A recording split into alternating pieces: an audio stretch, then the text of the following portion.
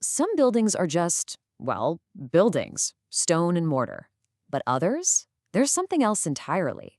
They're monuments to faith, to power, to a whole culture, telling a story that lasts for ages. Today, we're going to deconstruct one of the most important structures in all of ancient history, Jerusalem's Second Temple. Okay, just take a look at this. This is an artist's vision of the Second Temple. I mean, wow.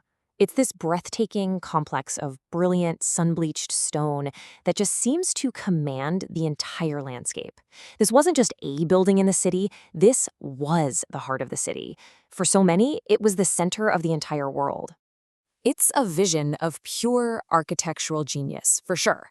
But this wasn't just about being beautiful. Every single column, every courtyard, every stone was put there for a reason. So what's the story they're actually trying to tell us? To figure that out, we've got to start with the most basic question. Where did it stand? And that brings us to our first major clue, its position as the city's literal and figurative high point.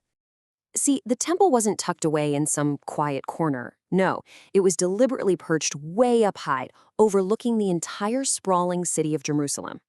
This placement is clue number one to its importance. It was built to be seen. It was meant to be a constant, visible reminder, something you could see from practically anywhere in the city. And that's really the key, isn't it? Its physical spot as the city's high point was a perfect mirror for its spiritual role as the high point of Jewish life and faith. And the artist's choice here, to bathe it in this warm, golden light, that just drives home that feeling of divine importance. Okay, so we've got the location down. Now let's zoom in and really explore the building itself. It's time to get into the anatomy of the temple, an architecture designed to inspire awe and just packed with symbolism. We're going to break down 4 key features for you.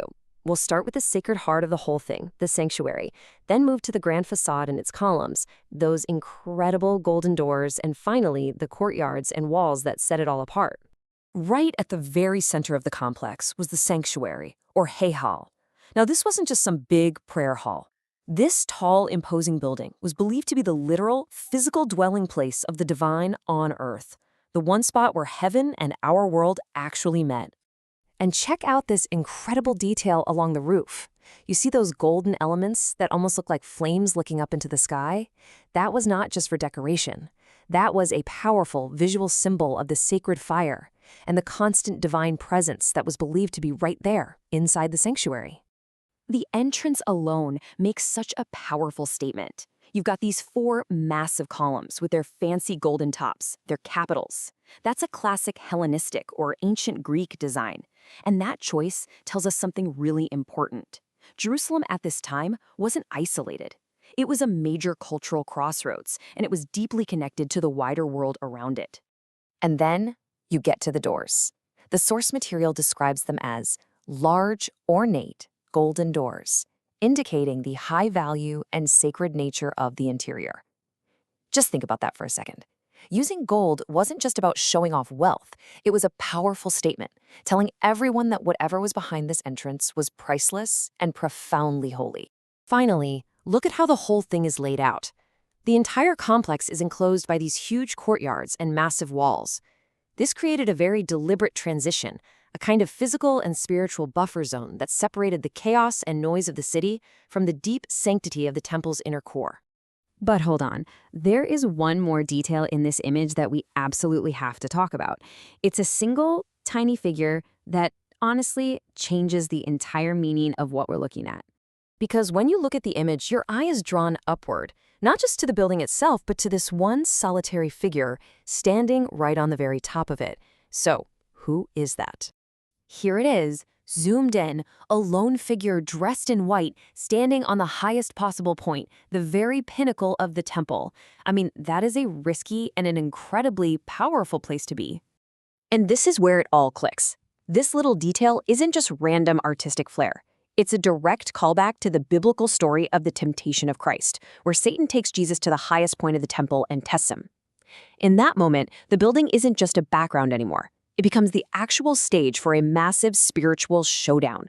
This one figure transforms the entire image from an architectural study into a really deep theological statement. So let's pull all these threads together now. We've looked at the architecture, we've looked at the symbolism, but what does it all mean when you put it together?